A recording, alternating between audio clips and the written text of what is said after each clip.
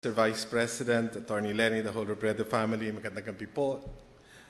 I think Jesse would have wanted also to acknowledge many people here tonight. They are the PSG, the Malacanang Engineering, PMS, pati ho yung mga police, BFD personnel na tumulong sa lahat ng pagpapasok dito. Jesse always said, we need to make sure that the ordinary person is acknowledged.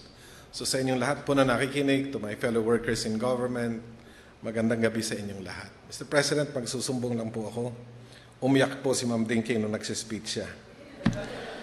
Alam niyo, Attorney Len, from Saturday afternoon when it happened, Cabinet made a decision. You will not be left alone without a Cabinet member by your side. But the President had very clear instructions. Walang iiyak sa harap ni Attorney Len at sa mga bata. Kaya po nung nasa Naga, bigla na lang po nawawala ang mga Cabinet members. Dahil hindi po sila pwedeng magpakitang umiiyak sa inyo. So nagtatago po sila. We figured Sec Jesse would have wanted tonight's tribute to be as informal, as casual. Because that was Sec Jesse. So ang pamagat po ng kwento ko ngayong gabi ay ang tsinelas, bow. Sabi ni Sec Lu, pag si Jesse tinanong mo, hindi tsinelas, sinelas, di ba, Sec Lu? Okay. Nasa NDRRMC po kami on the first day of the floods. Mga 9 o'clock in the morning, karamihan po ng kabinete nandun na. Yung ground floor po ng NDRRMC, nandun lahat ng monitors, lahat ng, gulo-gulo po nun. Merong round table doon sa right side ng entrance. Pagpasok ko, nakaupo si Sec Jesse. Naka-D4. Lo and behold, naka-tsinelas. Naka-sinelas si Sec Jesse. Sabi ko sa kanya, kakaingit ka naman, Sec, relax na relax ka. Sabi niya sa akin, pare, ito ang tamang pambaha footwear.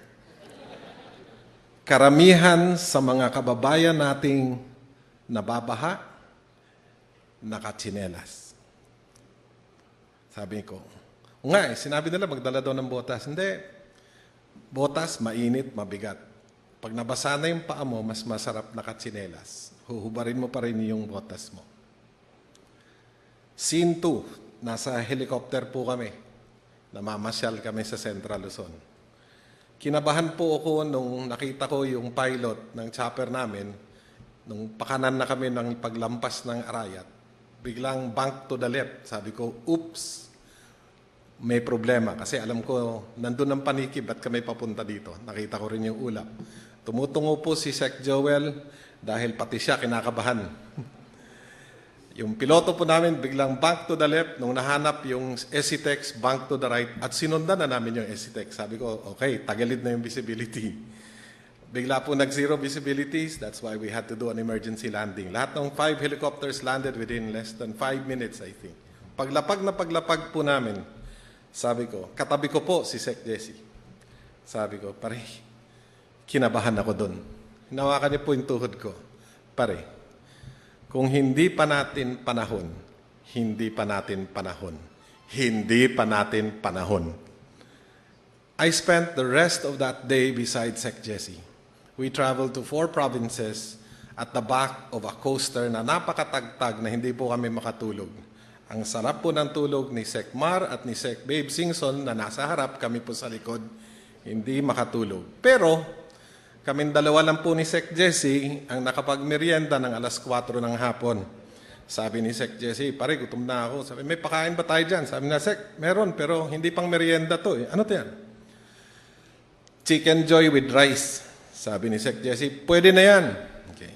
Alam niyo ba po kung bakit dalawa lang kami ni Sec Jesse kumain? Hindi po dahil kami lang ang gutom. Lahat po kami gutom. Ang problema po kasi walang pantulak, walang maiinom. So lahat sila hindi na kumain. Kaming dalawa ni Sec Jesse, kumain po kami kasi gutom kami. May isang bote ng mineral water galing sa harap. Inabot po ni Joel. So naghati po kami ni Sec Jesse doon. That day that I spent with Sec Jess was a very fruitful day. We talked so many wonderful topics that day. We talked about leadership. We talked about governance. We said, when you go to a flooded area, you will see the quality of leadership by the situation of the flooded people. And totoo po yun. At certain point, we talked and said, some leaders, pang-picture taking. Some leaders, tunay na leaders, willing to serve the people. And you will see them very clearly. When we were going around, dahil po sa panic at takot ko nung aming exciting na landing, naiwan ko po yung boots ko sa helicopter. Nung dumating po kami sa Valenzuela, nung papasok na sa eskwelahan, yung labas po ng eskwelahan, baha. Isang talampakan yung tubig. Nakapasok po yung sasakyan ng Pangulo, pero yung coaster na sinakyan namin, hindi po magkasya sa gate. Napilitan po kami bumaba. Lahat po kami. Si Ma'am Dinky, naka-boots si Sekmar, basa po kaming lahat. Nung nandun na kami sa eskwela, tumutulo na po lahat ng mga pantalon at nang lalamig na po kami. Sabi ko kay Sec Jessie, sana meron tayong tsinelas. Sabay ngiti siya sa akin, Sec, magpabili ka. Sabi ko, Sec, maraki problema ko. Mahirap maghanap ng tsinelas na size 12. Nung bumalik po sa coaster, hindi na sumabay si Sec Jess sa amin. Taka ako, bakit? Pagdating namin sa Paumbong, makyat na po kami sa stage, magsisimula na po ang talumpati ng Pangulo. Medyo na late si Sec Jessie. Nung paakyat po siya sa stage, nakatingin siya sa akin. Nung pumatong po siya sa stage, kumakaway siya sa akin. So tumingin naman ako sa kanya. Sabi niya sa akin,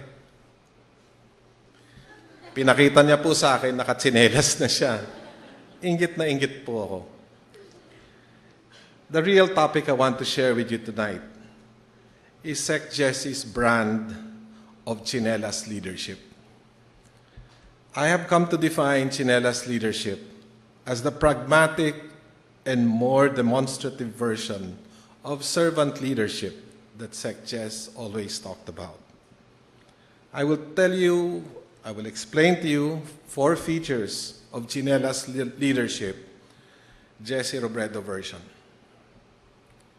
Chinelas leadership is about the willingness na lumusob sa baha. Willing to go where you normally do not go. To the most remote areas just to be with the most disadvantaged people. We all know Sec Jessie rarely said no. That's why he was one of the most well-traveled cabinet members.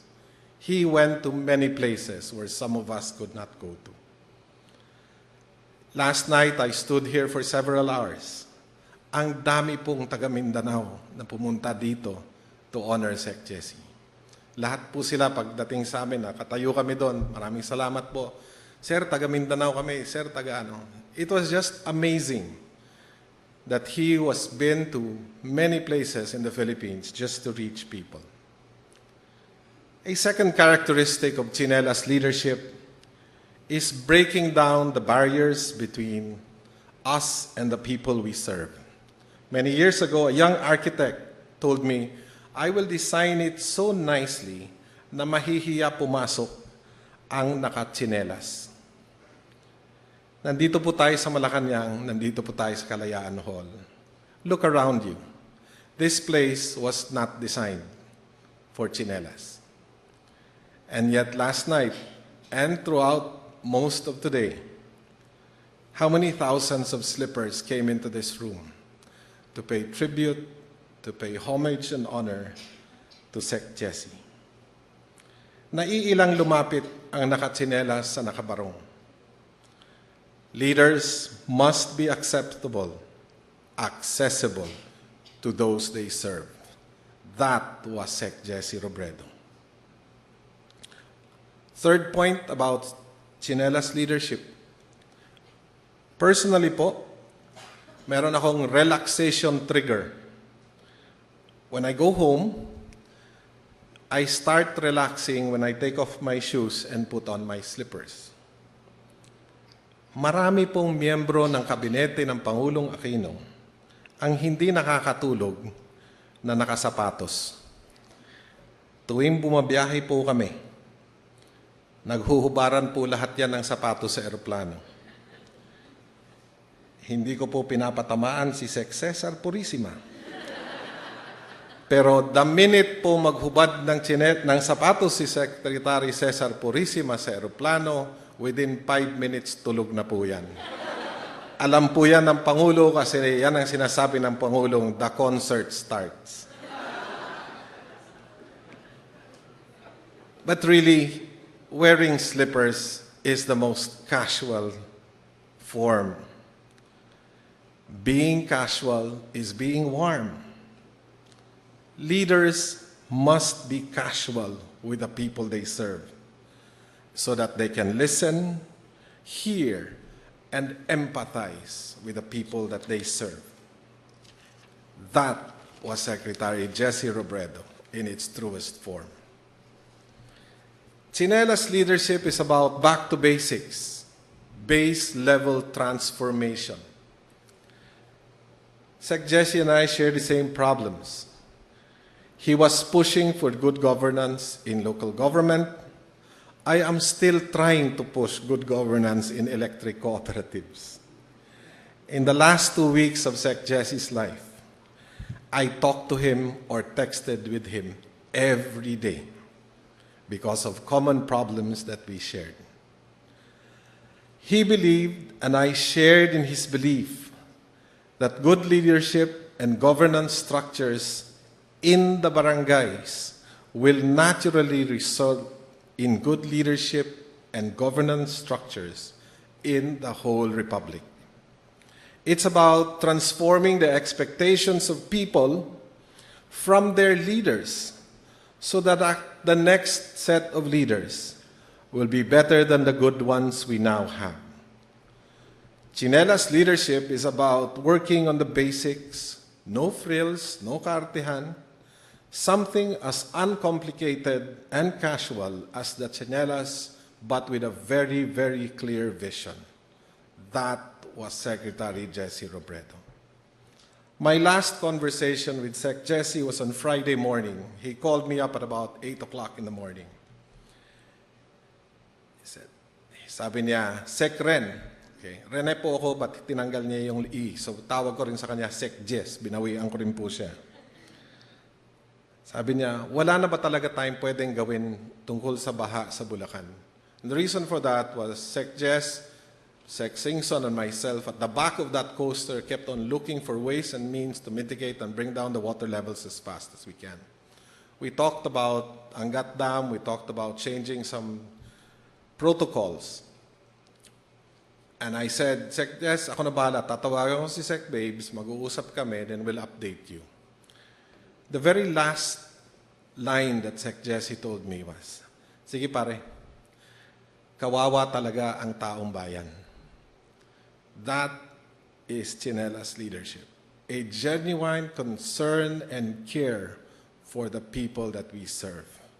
That is Sec Jesse Robredo in its true context.